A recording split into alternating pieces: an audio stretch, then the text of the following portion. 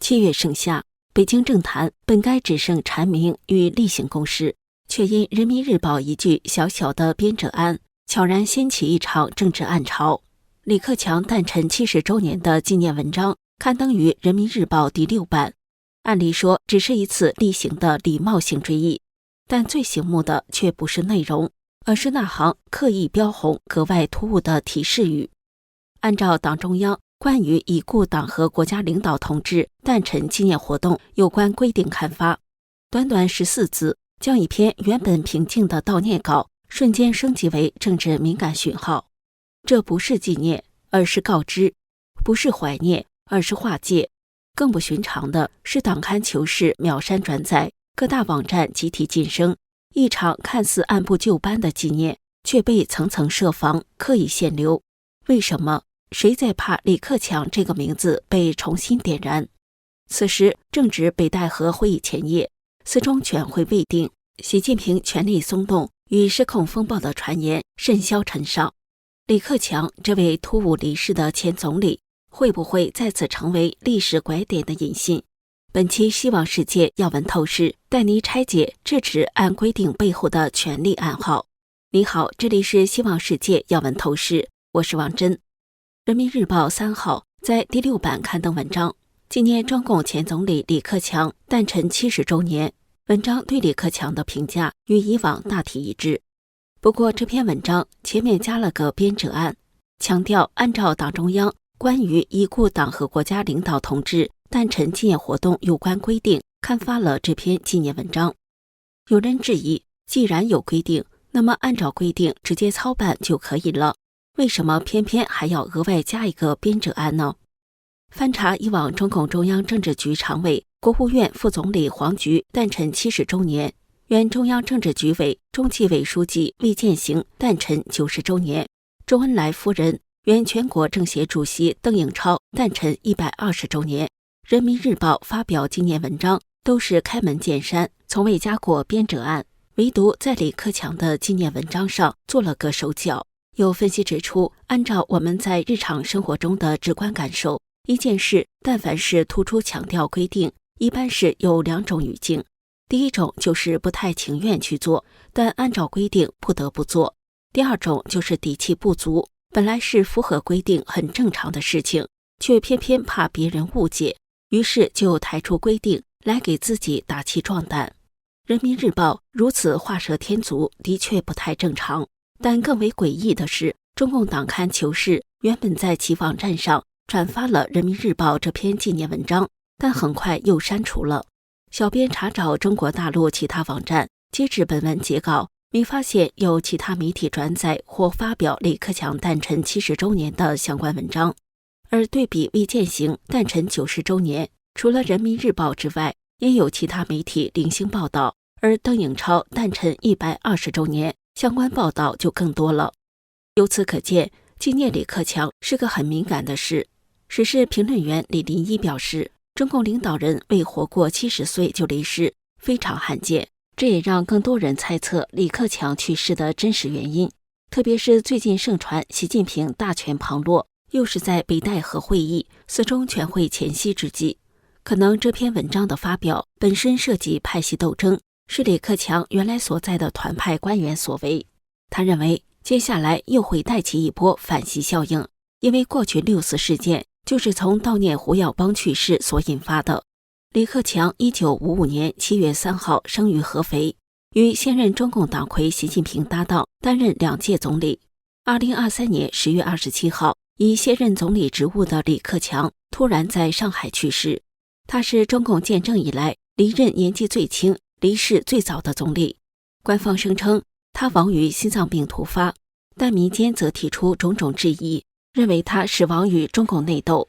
李克强任内不时传出习李不和，特别是他在2020年的两会记者会上说出中国6亿人月收入不过1000元的事情，被认为直接打脸习近平的全面脱贫计划。2023年2月底，即将退休的李克强在发改委讲话，喊出人在干天在看，看来是苍天有眼啊。2023年3月人大会议上，李克强做最后一份政府工作报告，会议散场时，席里只有1-2秒握手，并且目不对视，这些都让观察人士认为席里矛盾很深，导致他日后早亡。李克强去世后，在他的安徽故居周边一度出现民众自发悼念他的花海，但不久便被清除。去年清明节，多名网友表示，合肥红星路李克强故居周边戒备森严，警察多到令人连拍照都不敢。2023年10月30号，新华社老记者顾万明在网上发出公开信，题为“查清李克强死因，给全国人民一个交代”，把矛头指向了中共中央。今年2月9号，独立评论人蔡胜坤在海外社交平台 X 上披露，顾万明因此付出惨重代价，不仅被判刑1年，还失去了退休待遇。7月3号，李克强诞辰70周年当天，维权网上刊登了陕西省各地550名维权代表发出的公开信，呼吁汪洋等中共政治老人彻查李克强离世真相。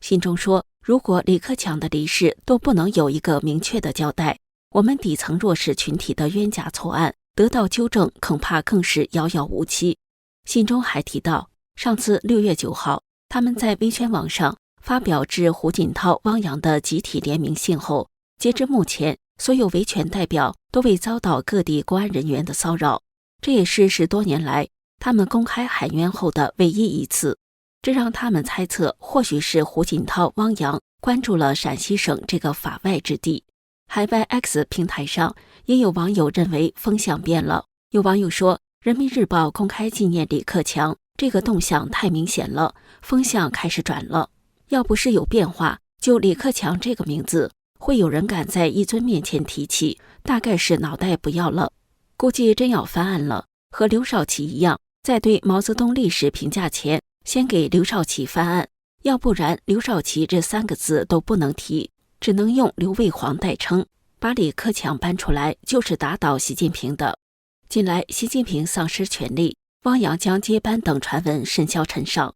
独立评论人杜正6月26号在台湾上报专文表示，北京一位颇有知名度的反习政治老人传来一句话，大意是要大家静待一下，秋天有变，到10月可见眉目。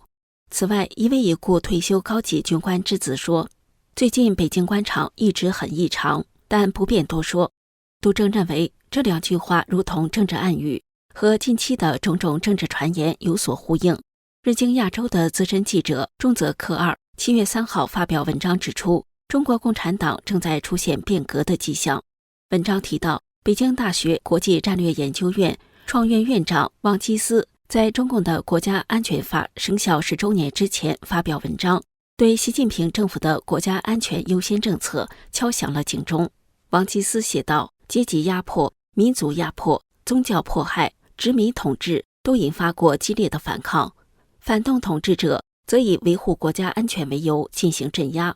近10几年来，在东欧、中亚、中东发生的颜色革命和阿拉伯之春，都体现出自由公正的诉求与国家安全稳定之间的紧张，以及可能出现的恶性循环。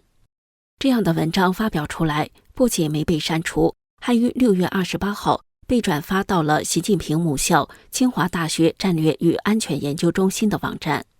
6月23号，北京举行了纪念国家安全法颁布10周年座谈会。